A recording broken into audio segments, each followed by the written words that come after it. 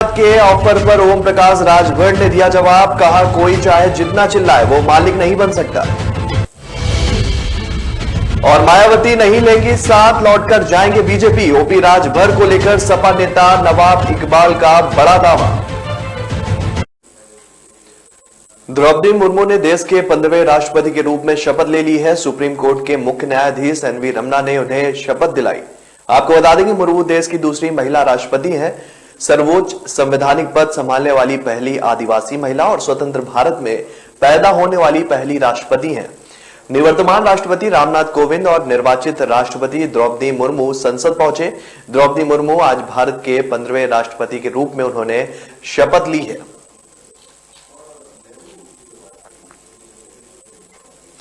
देश में कोरोना संक्रमण के मामलों में उतार चढ़ाव जारी है। केंद्रीय स्वास्थ्य मंत्रालय की रिपोर्ट के मुताबिक देश में आज 16,866 मामले सामने आए हैं। यह संख्या बीते दिनों से भले ही कम हो, लेकिन संक्रमण दर अभी भी स्वास्थ्य विशेषज्ञों के लिए चिंता का विषय बना हुआ है। रिपोर्ट के मुताबिक देश में 168 दिनों बाद संक्रमण दर 7% के पार जा चुकी है। स्वास्थ्य मंत्रालय के मुताबिक दैनिक सकारात्मकता दर जो है वो 7.3% दर्ज की गई है। वहीं साप्ताहिक सकारात्मकता दर जो है 4.49% है। वहीं दैनिक सक्रिय मामले घटकर 1,50,877 पर पहुंच गए। इसके साथ ही भारत में कोरोना मामलों की संख्या बढ़कर 4,39,05,621 हो गई है। देश में बीते 24 घंटे में कोरोना के कारण 41 लोगों की मौत हुई है और इसके बाद देश में कोरोना के कारण मरने वालों की संख्या बढ़कर 5,26,074 हो गई है, जबकि मृत्यु दर 1.20% दर्ज की गई है। स्वास्थ्य मंत्रालय के मुताबिक देश में रिकवरी रेट 98.46% दर्ज किया गया। वहीं 24 घंटे में सक्रिय कोरोना केस में 1,323 मामलों की कमी भी दर्ज की गई है। आधार कार्ड को वोटर आईडी से लिंक करना अनिवार्य करने पर अब राजनीति शुरू हो गई है। वोटर कार्ड को आधार कार्ड से जोड़ने को लेकर किए गए चुनाव कानून संशोधन अधिनियम के खिलाफ कांग्रेस नेता रणदीप सिंह सुरजेवाला ने सुप्रीम कोर्ट में याचिका दायर की है। सुरजेवाला की याचिका पर सुप्रीम कोर्ट में आज सुनवाई होगी। न्यायमूर्ति DY चंद्रचूड़ और न्यायमूर्ति AA बोपन्ना की पीठ इस याचिका पर सुनवाई करेगी। आपको बता दें कि कांग्रेस नेता सुरजेवाला ने अपनी याचिका में कहा है कि वोटर कार्ड को आधार कार्ड से लिंक करना नागरिकों के निजता के मौलिक अधिकार का उल्लंघन है और यह असंवैधानिक है और संविधान के विपरीत है। कांग्रेस का एक तर्क यह भी है कि आधार नागरिकता का नहीं बल्कि निवासी होने का प्रमाण है, जबकि वोटर आईडी कार्ड नागरिकता का अधिकार देता है। आधार डाटा को इलेक्टोरल फोटो पहचान पत्र डाटा के साथ जोड़ने से मतदाताओं का व्यक्तिगत और निजी डाटा एक वैधानिक प्राधिकरण को उपलब्ध होगा और यह मतदाताओं पर एक सीमा लागू करेगा, यानी मतदाताओं को अब अपने संविध अधिकार विवरण प्रस्तुत करने निर्वाचक पंजीकरण अधिकारी के समक्ष अपनी पहचान स्थापित करनी होगी। समाजवादी पार्टी ने शुक्रवार को ओम प्रकाश राजभर के लिए एक लेटर जारी किया था और इसके बाद माना जा रहा था कि सुभाषपा का अब बीजेपी के साथ गठबंधन हो सकता है। लेकिन इस बीच सुभाषपा प्रमुख ओम प्रकाश राजभर का बीजेपी के नेताओं को लेकर एक बड़ा बयान सामने आया है और इस दौरान संजय निषाद पर भी उन्होंने एक टिप्पणी कर दी है। जब बीजेपी और सीएम योगी आदित्यनाथ को लेकर सुभाषपा प्रमुख सवाल उन्होंने किया तो उन्होंने कहा कि बीजेपी के मालिक संजय भैया नहीं है, वहां केवल दो नेता अमित शाह और नरेंद्र मोदी हैं। नीचे चाहे जितना कोई चिल्लाए वो बहुत बड़ा तोप है, लेकिन सब कुछ मैंने पढ़ लिया है। और इस दौरान ओपी राजभर ने बीजेपी के साथ गठबंधन को लेकर भी बयान दिया। उन्होंने कहा कि मेरी मीटिंग अमित शाह से केवल राष्ट्रपति चुनाव को लेकर हुई थी। ये तब हुआ था जब अखिलेश यादव की ओर से कोई बात नहीं हुई थी। अखिलेश यादव ने प्रेस वार्ता के और यशवंत सिन्हा को भी बुलाया, लेकिन दोनों बार हमें नहीं बुलाया गया, हमें डिनर पार्टी में भी नहीं बुलाया गया। उन्होंने कहा कि इसके बाद सीएम योगी का फोन आया था तो उनसे मेरी बात हुई थी। तब उन्होंने कहा था कि द्रौपदी मुर्मू आपसे मिलकर वोट की अपील करना चाहती हैं, हम चाहते हैं कि हमारी आपकी मुलाकात हो जाए, हमारे पीछे ही रहते हैं। तो हम चले गए और बातचीत हुई, जिसके बाद हम भी डिनर पार्टी में चले गए। यही बात अखिलेश यादव को नागवार लगी और वहां डिनर पार्टी में जो उन्होंने उसको लेकर कई तल्ख टिप्पणियां भी की।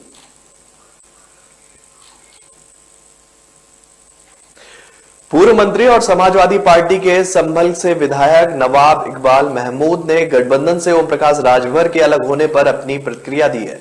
नवाब इकबाल का कहना है कि राजभर चाहते थे कि उनके बेटे को एमएलसी बना दिया जाए। उन्होंने बेटे के उतावलेपन में आकर यह फैसला ले लिया।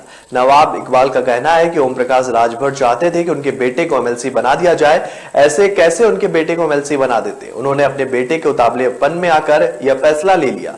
समाजवादी पार्टी एक बड़ी पार्टी है, जब जहां जिसकी जरूरत होती है उसका इस्तेमाल करती है। अब उन्हें पता चल जाएगा कि वह कितने बड़े नेता है। नवाब इकबाल यहां तक बोल गए कि राजभर माफिया मुख्तार अंसारी की पैरोकारी के बल पर विधायक बनते हैं, उनका अपना कुछ भी नहीं है। उन्होंने कहा कि अगर मुख्तार अंसारी के परिवार का सहयोग उनको ना मिले तो विधायक नहीं बन सकते हैं। राजभर के बसपा से हाथ मिलाने की संभावनाओं पर नवाब इकबाल ने कहा कि मुझे नहीं लगता कि मायावती उन्हें साथ लेगी, उन्हें लौटकर फिर बीजेपी में ही जाना पड़ेगा। अमित शाह जी से लगातार उनकी बात हो रही है, वह धोखा देते हैं और इनके पास कुछ भी नहीं है, वह बुझे हुए कोयले हैं, लंबी लंबी बातें करते हैं। समाजवादी पार्टी आज भी उत्तर प्रदेश में नंबर 1 पार्टी है। बीजेपी मुस्लिम मतदाताओं का बंटवारा करके फायदा उठाना चाहती है। वहीं सपा नेता आजम खां द्वारा सरकार से जेड कैटेगरी की सुरक्षा मांगे जाने पर नवाब इकबाल का कहना है कि वह बड़े नेता है, अगर उनकी जान को खतरा है तो सरकार को तुरंत सुरक्षा मुहैया कराई जानी चाहिए। तो ब्रेक पर जाने से पहले रुक करते हैं महत्वपूर्ण सुर्खियों पर। द्रौपदी मुर्मू बनी देश की 15वीं राष्ट्रपति, सीजेआई ने दिलाई शपथ। 168 दिन बाद संक्रमण दर 7% के पार, 1.50 लाख से ज्यादा हुए सक्रिय मरीज। चुनाव कानून संशोधन अधिनियम के खिलाफ याचिका पर आज सुनवाई करेगा सुप्रीम कोर्ट। संजय निषाद के ऑफर पर ओम प्रकाश राजभर ने दिया जवाब, कहा कोई चाहे जितना चिल्लाए वो मालिक नहीं बन सकता। और मायावती नहीं लेंगी साथ, लौटकर जाएंगे बीजेपी। ओपी राजभर को लेकर सपा नेता नवाब इकबाल का बड़ा दावा।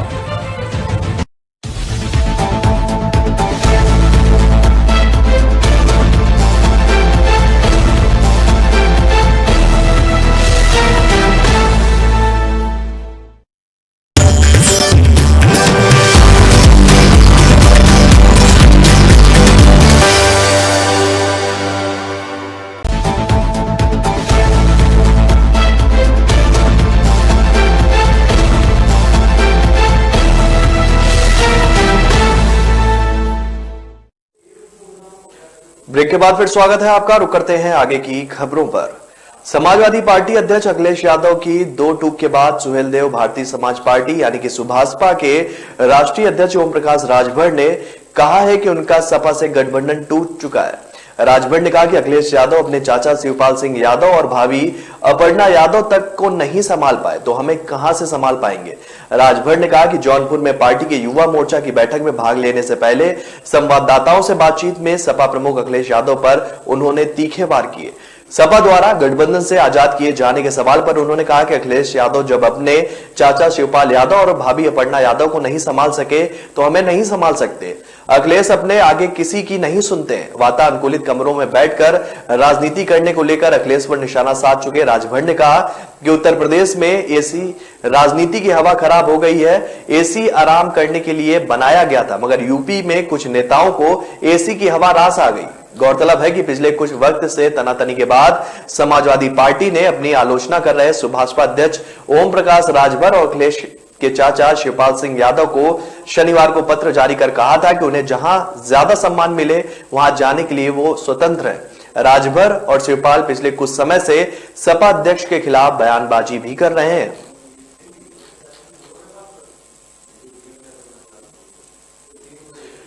राकेश टिकैत भारतीय किसान यूनियन को मजबूत बनाने के लिए जुट गए हैं। किसान आंदोलन के बाद गुटबाजी और मनमुटाव चल रहा था, जिस पर बैठक के लिए भारतीय किसान यूनियन के नेता राकेश टिकैत रविवार को अलीगढ़ के कुराना गांव पहुंचे। यहां भारतीय किसान यूनियन के पूर्व जिला अध्यक्ष विमल तोमर के फार्म हाउस पर किसान संगठनों की गोपनीय मीटिंग रखी गई थी और इस बैठक में पड़ोसी जिले के किसान नेता भी पहुंचे थे।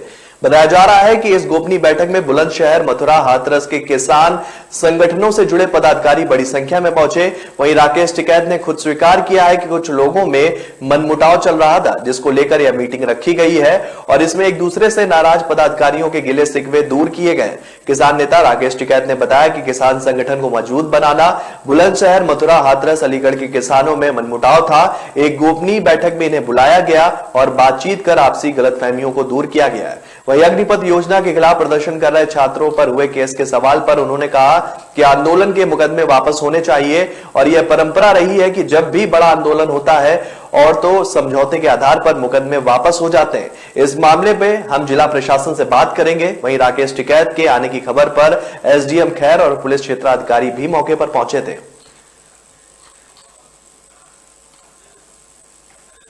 सपा के राष्ट्रीय अध्यक्ष एवं पूर्व मुख्यमंत्री अखिलेश यादव ने कहा है कि उनकी पार्टी विकासपरक और रचनात्मक राजनीति करती है और हमारी प्राथमिकता में वंचित और उपेक्षित वर्ग है जिन्हें सम्मान और अधिकार नहीं मिल पाया। अपनी पार्टी की तारीफ करते हुए उन्होंने बीजेपी पर हमला बोला और कहा कि भगवा पार्टी विनाश और विध्वंसक की राजनीति करती है और सत्ता हासिल करने के लिए नफरत फैलाने में लगी हुई है। अखिलेश ने कहा कि बीजेपी का एजेंडा सामाजिक सद्भावना को बिगाड़ने का रहा है। समाज में तनाव पैदा कर अपना राजनीतिक स्वार्थ साधना बीजेपी का ही लक्ष्य है, जबकि समाजवादी पार्टी लोकतंत्र और सामाजिक एकता के लिए प्रतिबद्ध है। बीजेपी सत्ता के लिए सरकार का दुरुपयोग करती है। समाजवादी पार्टी जो है सरकार प्रगति का रास्ता प्रशस्त होता रहा है। बीजेपी सरकार ने विकास का झूठा भ्रम फैलाकर जनता को गुमराह किया है। बीजेपी पर भ्रष्टाचार के आरोप लगाते हुए अखिलेश यादव ने कहा कि विकास योजनाएं भ्रष्टाचार की भेंट चढ़ गई हैं। मंत्रियों और अधिकारियों में सरकारी बजट के बंदरबाट की होड़ लग गई है। हाल ही में जिसे बुंदेलखंड एक्सप्रेसवे का उद्घाटन जोर शोर से किया गया, वह भ्रष्टाचार का प्रतीक बन गया है। हुक्मरानों ने एक्सप्रेसवे के निर्माण में ऐसा खेल खेला कि घटिया निर्माण एक ही बारिश में धुल गया। प्रधानमंत्री जी द्वारा उद्घाटित बुंदेलखंड एक्सप्रेसवे की सड़क कई जगह से धंस गई है। डबल इंजन बीजेपी सरकार के निर्माण कार्य में भ्रष्टाचार को जालौन के बाद औरैया में भी धंसा एक्सप्रेसवे प्रमाणित करता है।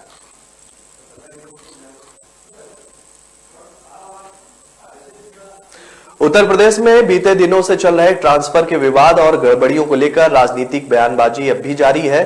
अब इस मामले में बसपा प्रमुख मायावती ने यूपी सरकार पर निशाना साधा है। सरकार पर निशाना साधते हुए उन्होंने अपने प्रेस विज्ञप्ति में लिखा कि अब यूपी सरकार में ट्रांसफर पोस्टिंग एक नया धंधा उभर रहा है, जिसका खुलासा सरकार को खुद करना पड़ा है, किंतु बड़ी मछलियों को बचाने के प्रयास अब भी जारी है। मायावती ने यूपी में ट्रांसफर विवाद और कानून व्यवस्था को लेकर कहा कि यूपी बीजेपी सरकार काफी पहले से ही भारी अंतर्कलह और जातिवादी आंतरिक बिगाड़ का शिकार है, जिससे शासन व्यवस्था पूरी तरीके से चरमरा गई है। आम जन जो है जनहित काफी प्रभावित है, जिस पर जगजाहिर तौर पर अति खर्चीले सरकारी विज्ञापनों, प्रोपोगंडा आदि के साथ साथ निरंतर सांप्रदायिक और धार्मिक विवादों के माध्यम से इन पर पर्दा डालने का प्रयास होता रहा है। बसपा प्रमुख ने अपने बयान में कहा कि यूपी में हर स्तर पर जारी भ्रष्टाचार से त्रस्त जनता ने अब यह भी देख लिया है कि सरकारी ट्रांसफर पोस्टिंग में किस प्रकार का भ्रष्टाचार का खेल चल रहा है। ट्रांसफर पोस्टिंग वास्तव में एक धंधा बन गया है और जिसका खुलासा राज्य सरकार को मजबूर होकर खुद ही करना पड़ा है। हालांकि इस खेल में बड़ी मछलियों को बचाने का प्रयास अभी भी लगातार जारी है। उन्होंने आगे कहा कि यूपी की बीजेपी सरकार में जातिवाद, सांप्रदायिकता, भ्रष्टाचार और नेताओं के आपसी घमासान से जनहित और विकास न जाने कब तक कितना लंबा प्रभावित होता रहेगा। इनके विकास के दावे का यह हाल है कि नया बहुचर्चित बुंदेलखंड एक्सप्रेसवे 4 दिन में ही धंस जाना खास चर्चा में।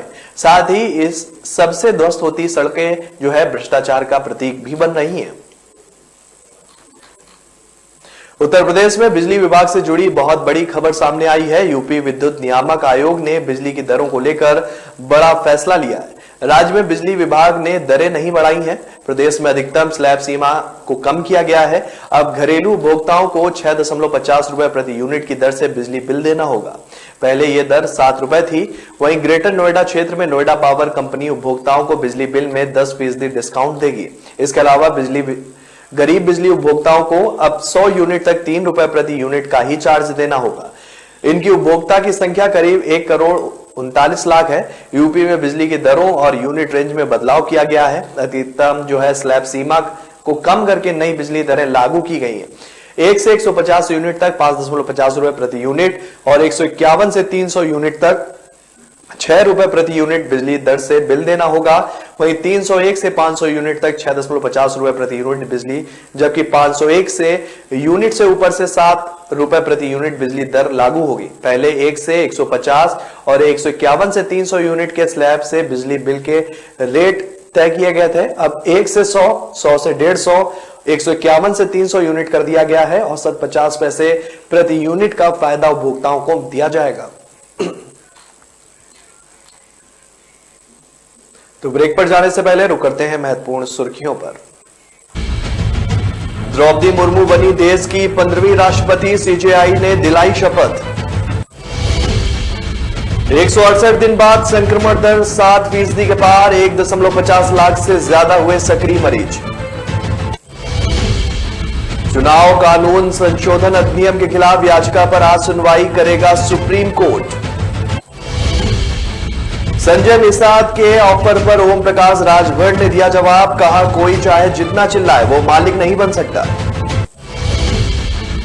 और मायावती नहीं लेंगी साथ, लौटकर जाएंगे बीजेपी, ओपी राजभर को लेकर सपा नेता नवाब इकबाल का बड़ा दावा।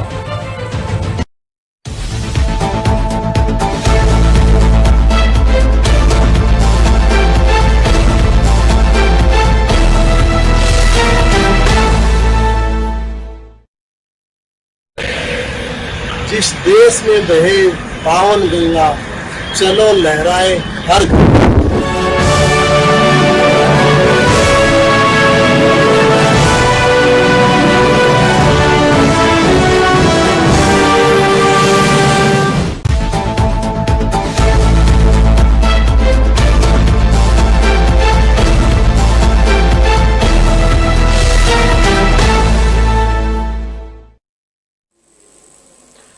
ब्रेक के बाद फिर स्वागत है आपका। रुक करते हैं आगे की खबरों पर।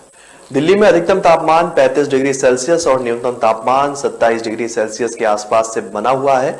रोजाना रुक रुक कर हल्की बारिश हो रही, लेकिन इसके बावजूद दिल्ली वासियों को उमस भरी गर्मी परेशान कर रही है।